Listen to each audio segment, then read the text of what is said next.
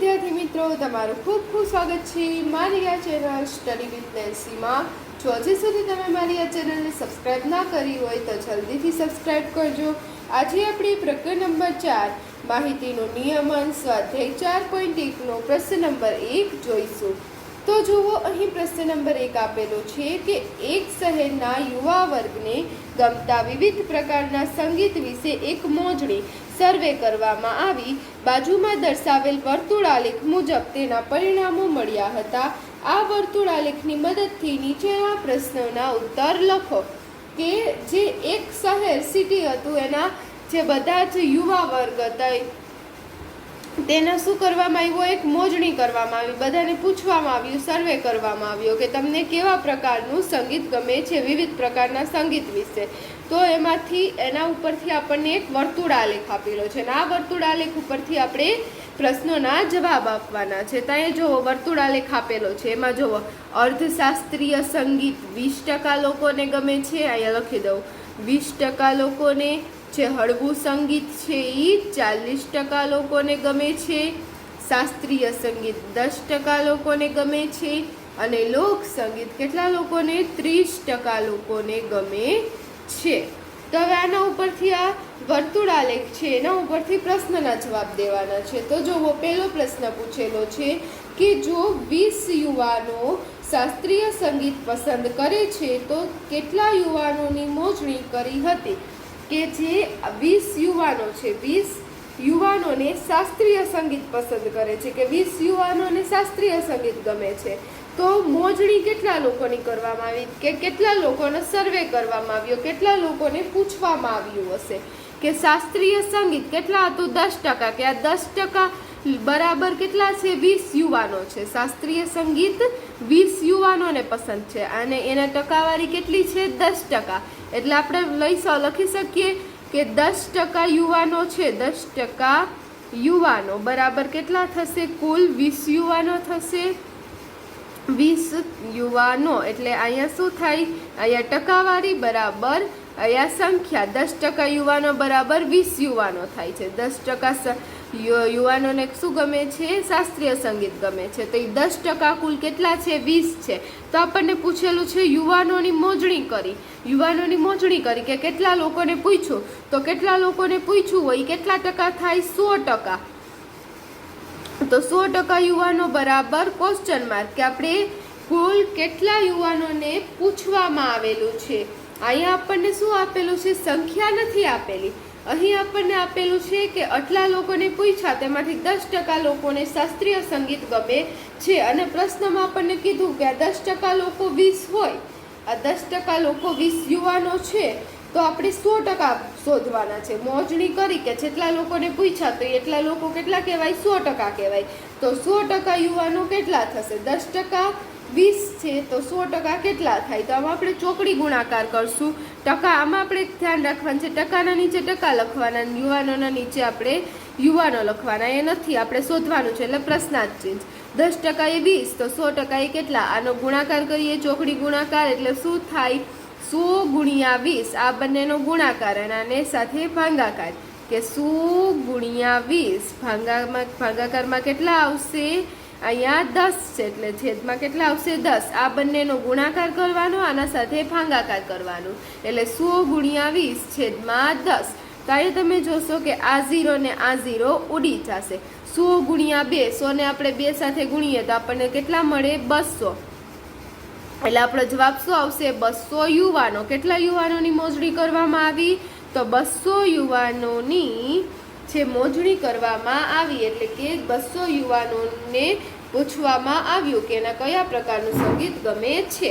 તો હવે જુઓ, પરથી બીજો પ્રશ્ન છે કે કયા પ્રકારનું સંગીત મહત્તમ યુવાનો પસંદ કરે છે, કે મોટા ભાગના યુવાનોને કયું સંગીત પસંદ છે, સૌથી વધુ કયું સંગીત છે।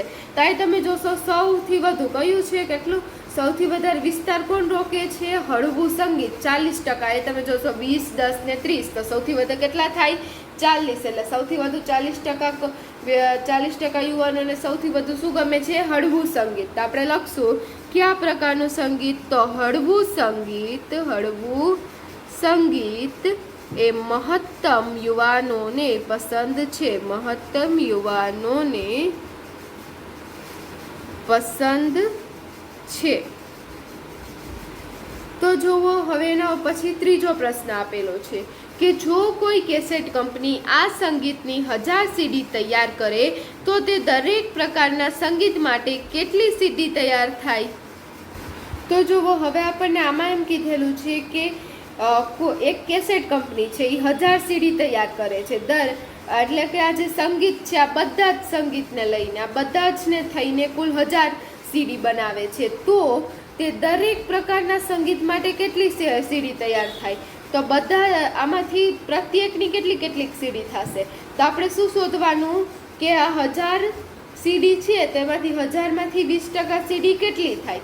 કે પહેલાં આપણે કેની શોધીએ? અર્ધશાસ્ત્રીય સંગીતની શોધીએ. તો આપણે લખીએ કે અર્ધશાસ્ત્રીય સંગીત. અર્ધશાસ્ત્રીય સંગીત તો અર્ધશાસ્ત્રીય સંગીત આપણે કેટલા ટકા આપેલું છે? 20%. એટલે આપણે લખીએ અર્થશાસ્ત્રીય સંગીત 20%. તો અહીંયા જુઓ 20% અર્થશાસ્ત્રીય સંગીત છે તો અહીંયા 100% એ કેટલી સીડી બનાવવાના છે? 1000 સીડી. કે જે 100% છે 100% એટલે બધું જ જેટલા જ સંગીત છે એ બધા એટલે 100% આપણે કેટલું લેવાના? તો 100% બરાબર કેટલી થશે? 1000 સીડી થશે. બધાને થઈને 1000 સીડી લેવાના. તો આ છે 20% છે એના માટે કેટલી સીડી બનાવાશે? તો 20% એ કેટલી સીડી? તો આપણે આમાં પણ ચોકડી ગુણાકાર કરશું કે 20 ગુણ્યા 1000 ભાગ્યા 100 બરાબર 20 ગુણ્યા 1000 ભાગ્યા 100. તો અહીંયા તમે જોશો આ 0 કટ થઈ જાય, પછી આ 0 ને આ 0 કટ થઈ જાય. વધ્યું શું? 20 ગુણ્યા 10. 20 ગુણ્યા 10 કેટલા થાય? 200. એટલે કેટલી થશે? 200 સીડી તૈયાર થશે. અર્થશાસ્ત્રીય સંગીત માટે કેટલી સીડી તૈયાર થશે? 200 સીડી. પર આપણે ખાલી અર્થશાસ્ત્રીય સંગીત નહીં બધા જ પ્રકારના સંગીતનો શોધવાનું છે. શાસ્ત્રીય સંગીત, લોકસંગીત, હળવું સંગીત. હવે જુઓ શાસ્ત્રીય સંગીતનું શોધીએ. તો હવે જુઓ આપણે લખીએ અહીંયા શાસ્ત્રીય સંગીત. શાસ્ત્રીય સંગીત તો શાસ્ત્રીય સંગીત કુલ કેટલું હતું? કેટલા ટકા હતું? 10%. 10% હતું. તો આપણે શું હતું કે 100% એ તે 1000 સીડી બનાવે છે. 100% એ 1000 સીડી. તો 10% એ કેટલી સીડી?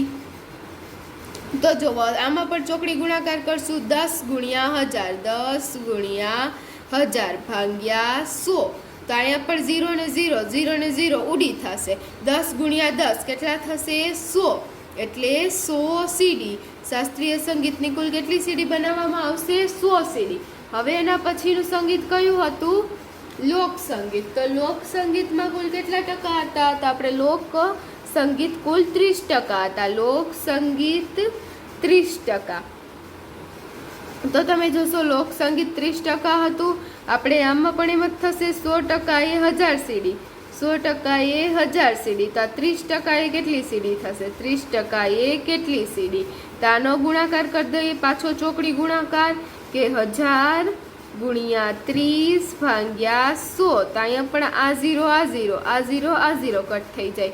10 ગુણ્યા 30 3 એકુ 3 અને પાછળ આ 2 0 લગાડી દેવાના એટલે 300 સીડી. આપણને કુલ કેટલી સીડી થશે? લોકસંગીતની 300 સીડી.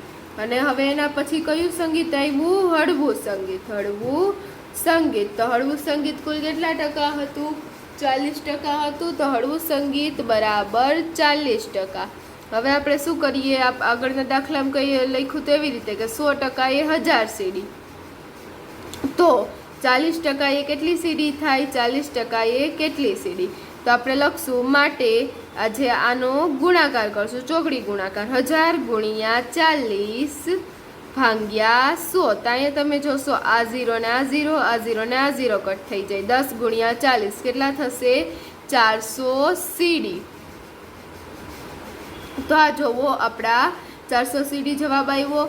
આપણા ત્રીજા પ્રશ્નનો જવાબ આવ્યો. અને અહીં આપણો જે પ્રશ્ન નંબર 1 હતો તે પૂર્ણ થાય છે. જો તમને વિડીયો પસંદ આવ્યો હોય તો લાઈક શેર સબસ્ક્રાઈબ કરજો.